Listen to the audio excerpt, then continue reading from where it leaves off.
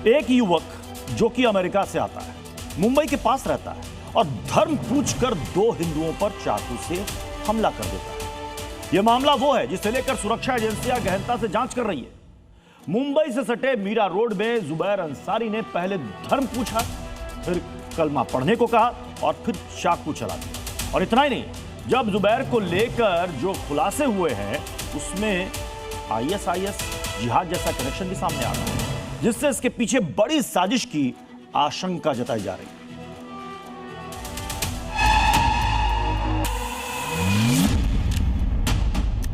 धर्म बताओ, कलमा पढ़ो, अब भारत में असली जिहाद देखोगे। ये बातें जब आप सुनते हैं तो सीधा दिल और दिमाग में पहलगाम का हमला सामने आता है, जिसका दर्द आज भी सबके जहन में ताजा है। लेकिन जो 1 साल पहले पहलगाम में हुआ था, वैसा ही कुछ दोहराया गया महाराष्ट्र के मीरा रोड में।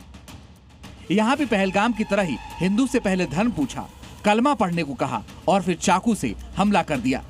मामला मुंबई से सटे इलाके का है, जहाँ लाल टी शर्ट पहने दिख रहे जुबैर अहमद ने एक साथ 2 लोगों पर अटैक कर दिया। और सिर्फ चाकू ही नहीं मारा, बल्कि उसे लेकर जो खुलासे हो रहे हैं उसने बता दिया कि ये कहानी सिर्फ इतनी नहीं है, बल्कि उससे कहीं बढ़कर है। दरअसल सुबह 4 बजे के करीब आरोपी जुबैर अंसारी ने 2 सिक्योरिटी गार्ड्स पर हमला कर दिया। जहां आरोप है कि गार्ड्स ने खुद को हिंदू बताया तो चाकू मार दिया गया। इसके बाद दोनों गार्ड गंभीर रूप से घायल हो गए। यहीं पर जैब अंसारी सुबह तड़के 4 बजे के आसपास पहुंचता है और यहाँ पर मौजूद सुरक्षा कर्मियों पर चाकुओं से सीधा अटैक करना शुरू कर देता है।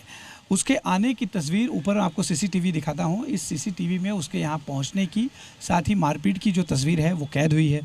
मिश्रा और सेन नाम के 2 जो सुरक्षा कर्मी यहाँ मौजूद थे, उन पर उसने चाकुओं से अटैक किया। जो हिंदू संगठनों का कहना है कि उसने ये अटैक उनसे कलमा पढ़ने के लिए पहले कहा, जब वो कलमा नहीं पढ़ सके उसके बाद अटैक करना शुरू किया। हमले के बाद आरोपी जुबैर को पुलिस ने 90 मिनट के अंदर ही पकड़ लिया। अब तक मिली जानकारी के मुताबिक जुबैर अमेरिका में पढ़ता था। 2019 तक अमेरिका में रहा और उसके बाद भारत लौट आया। यहाँ वो ऑनलाइन केमिस्ट्री की कोचिंग देता था। पुलिस ने जब हमले के बाद जांच शुरू की तो जानकारी और भी चौंकाने वाली सामने आई। पुलिस को जुबैर के घर से आईएसआईएस के नाम लिखे गए डॉक्यूमेंट्स और नोट्स मिले हैं, जिसमें आईएसआईएस, लोन वुल्फ, जिहाद और गाजा जैसे शब्द लिखे हैं। नोट में यह भी लिखा गया था कि अब लोन वुल्फ यानी अकेले भेड़िया अटैक करेंगे और लिखा गया कि अब तुम भारत में असली जिहाद देखोगे। क्या किया आपने, क्या मदद पहुंचाई, ये जानना चाहेंगे? मैं अपना डरे हुए थे लोग, तो मैं डायरेक्ट लोगों को पहले पुलिस चौकी लेके गया। पुलिस चौकी में वॉचमैन को पहले लेके गया तो उन्होंने बताया सब ऐसा ऐसा हुआ है। फिर जो दूसरा वाला था ना सुब्रतो, जिसको जो दूसरे थे वो अंदर छुपे हुए थे, तो उनको भी मैं आया ढूंढा, उनका भी हाथ पकड़ के मैं चौकी लेके गया। पहले यहाँ पर आपके पास उस वक्त कितने सिक्योरिटी थे जिन्हें आप लेकर गए अस्पताल? 2 एक ही को लेके गया मैं, सुब्रतो को कहाँ चोट लगी थी? पीठ पे लगी थी खाली। अच्छा, पीठ पे चाकू के निशान? हाँ, चाकू के। नोट से साफ था कि आरोपी जुबैर किसी बड़े मिशन पर यहाँ रहता था और अब इसी एंगल पर पुलिस और एटीएस जांच कर रही। एटीएस जानना चाहती है कि क्या जुबैर ने प्लानिंग के तहत हिंदुओं की हत्या की, क्या जुबैर किसी आतंकी संगठन से जुड़ा है, क्या जुबैर का मकसद कुछ और था, क्या जुबैर के नेटवर्क में और भी लोग हैं। कब से रह रहा था कुछ ऐसा? 1-1.5 साल ऐसा कुछ। 1-1.5 साल से। और कभी बातचीत नहीं, कुछ नहीं? बातचीत वगैरह कुछ नहीं।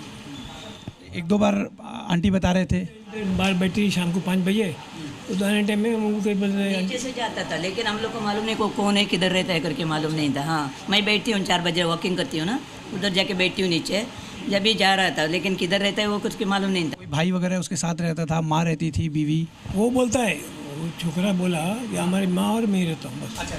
आरोपी जुबैर अंसारी की जो तस्वीरें सामने आई हैं, उसमें भी उसके हाथ में चाकू है। अब मामले की जांच एटीएस के हाथ में है, जो कि बरामद नोट्स, डॉक्यूमेंट, सामग्री और आरोपी की पिछली गतिविधियों की गहन जांच की जा रही है।